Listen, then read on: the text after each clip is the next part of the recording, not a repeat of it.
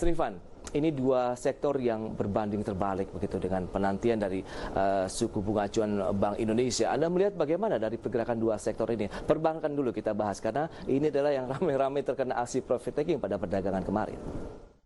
Ya, jadi dengan estimasi bahwa Bank Indonesia akan kembali menurunkan tingkat suku bunga acuan, ini mungkin menimbulkan sedikit kekhawatiran bagi para pelaku pasar karena kita tahu kalau misalkan suku bunga diturunkan ke angka 4,0%, maka ini akan menjadi suku bunga terendah lah dalam sejarah seperti itu.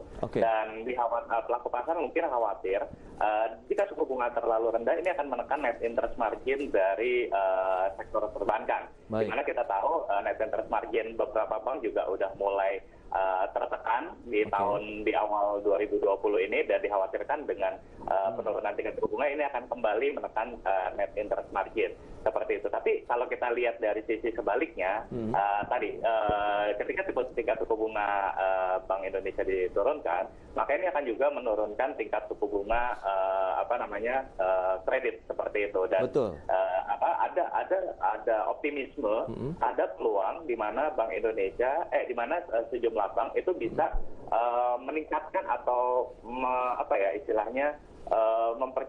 memperbesar peluang untuk penyaluran kredit.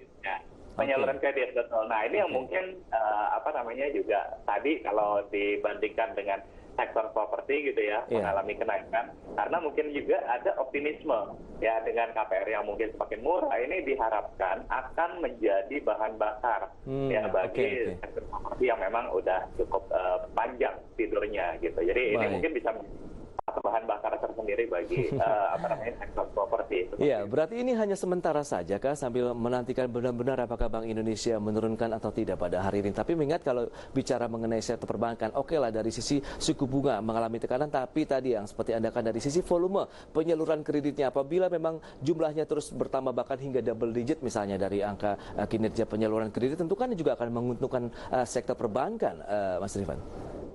Ya, saya sangat setuju. Jadi penurunan kemarin itu kalau saya lihat itu hanya sementara atau hanya jangka pendek saja.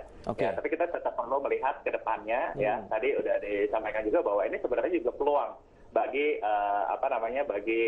perbankan. Terutama kalau saya lihat itu adalah bank-bank buku 4 gitu ya, bank-bank besar di mana rata-rata bank buku 4 itu memiliki capital adequacy ratio atau cadangan ketahanan modal yang masih di atas rata-rata, kemudian juga net NPL yang juga masih rata-rata rendah seperti itu ya. Jadi saya rasa bank-bank buku 4 ini masih tetap akan bisa memanfaatkan momentum suku bunga murah untuk memperbesar penyaluran kreditnya seperti itu. Oke, berarti sebenarnya masih oke lah paling tidak kalau kita menyasar di sektor perbankan untuk rentang waktu yang lebih panjang ya kalau kita bicara mengenai investasi di sektor perbankan. Mas Rifan, kita akan jeda dulu sebentar, nanti kita akan bahas lebih jauh bagaimana rekomendasi dari sektor perbankan dan juga properti, dan pemirsa kami akan segera kembali sesaat lagi.